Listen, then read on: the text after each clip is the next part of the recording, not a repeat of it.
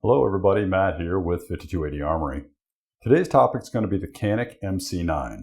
I got a chance to take a look at this one at the SHOT Show this year in January. I could tell right then and there it was going to be a big hit. So let's dive in and let's take a look at some of the features you're going to find on this new Canik MC9.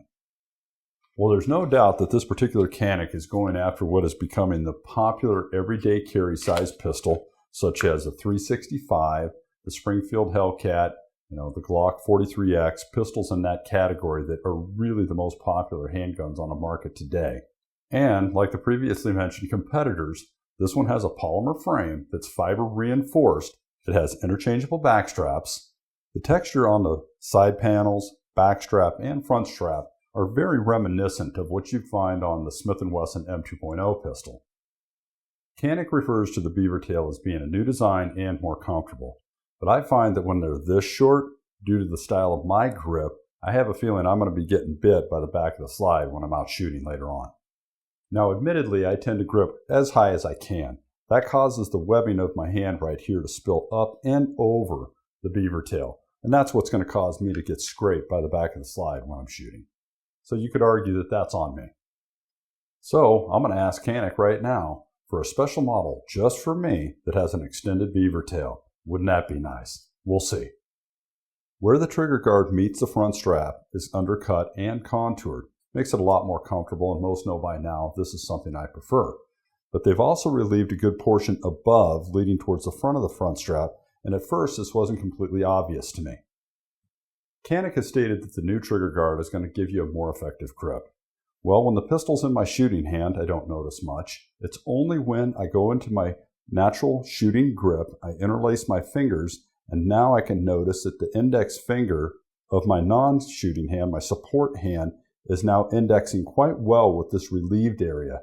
Now, I don't know if I would have noticed this much, but I do appreciate the attention to detail. The vertical section of the trigger guard has been serrated, as you can see here. Now, I don't use this feature very often, but for those that would like it, they took the time to do that for you. Backing up, you're going to find the mag release. It's small in nature and only slightly shrouded. I like this a little bit better because I can get to it easily and disengage it without having to fight with it too much. The argument against having your magazine release being only slightly shrouded is that you could accidentally disengage your magazine. But it's so important to me that I can get my magazines to drop freely without any fuss that I prefer this style. By the way, this magazine release is reversible for you left-handed shooters. Inside the trigger guard, you're going to find the lightweight, serrated, slightly curved trigger. It has a red-colored trigger safety bar, and it's big enough for maybe some smaller gloves. Even though Canik says gloves okay, I'm going to argue that you're only going to get a certain size in there, and that's mostly going to be the lightweight glove. As an added bonus, the Mate series of firearms includes the nickel-plated fire control components. Now, most of you probably haven't thought about this, but if you're going to use this as an everyday carry, that salty, sweaty moisture that your bodies produce, it's going to rust the internals of this quicker than you think, especially if you're going to carry it 8 to 10 hours a day. The slide stop, catch or release, whichever you prefer, is very H&K. As a matter of fact, that's the first thing I thought of when I looked at it. It is ambidextrous, and the surface area is quite reduced for the purposes of concealed carry. That way it's snag free when you're removing it from your holster. Not going to get caught up on any clothing, etc. Right in front of the slide release, you're going to find the takedown mechanism. Very Glock-like. The difference being these are going to be much easier to use. They're larger in size and they're serrated. And at the front of the frame, you're going to find 3 slots of Picatinny rail space for your light, laser, combination, or any other accessory you might find necessary. The steel slide is just about 6 inches long.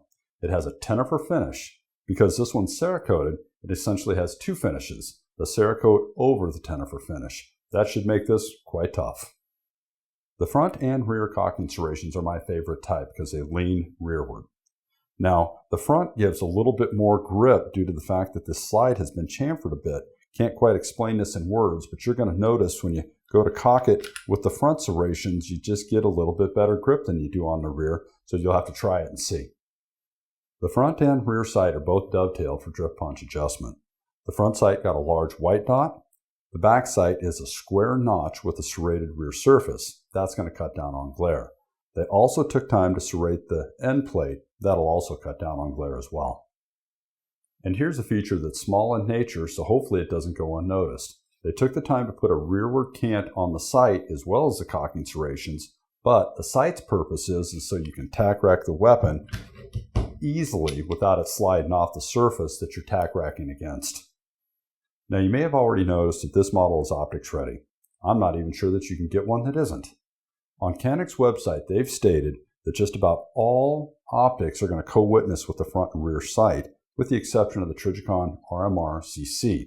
Obviously, I haven't been able to verify this, so we're going to let that statement stand on its own for now. Just in front of the optics plate, you're going to find the loaded chamber indicator. Obviously, you can tell this is on the top of the slide. This is the type that I prefer. I can feel this much better in the dark than I can the extractor type, which is more subtle. By the way, you can see that the extractor is the external type, which is so very common today.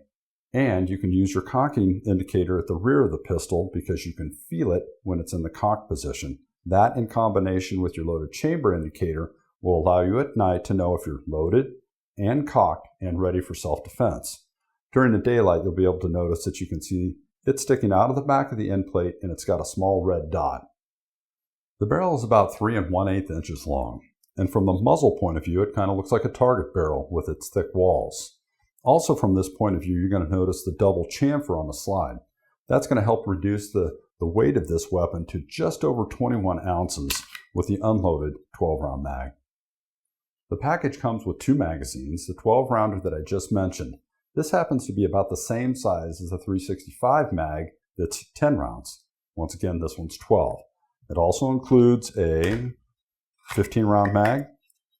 This has got quite an extension on it, so when it's inserted, that's going to increase the front strap by quite a bit, making it probably the more popular of the 2 mags. They've also included a finger rest. You're probably going to want to use this on the flush mag.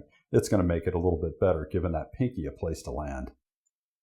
And as usual, Canik provides more value with their everyday package. They include the form-fitted hard case, magazine loader. On the other side, let's take a look.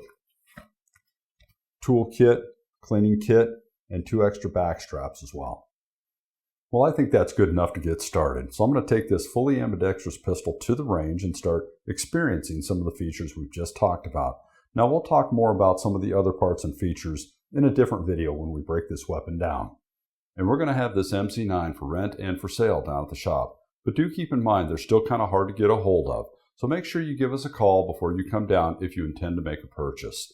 5280 Armory, Colorado's Gun Shop, and we'll see you soon. Hey, and don't forget, if you like watching videos about firearms and supporting your Second Amendment, or you're from another country and wish you had a Second Amendment, do us a big favor. Hit that subscribe button so we can keep this channel going. And thanks for watching.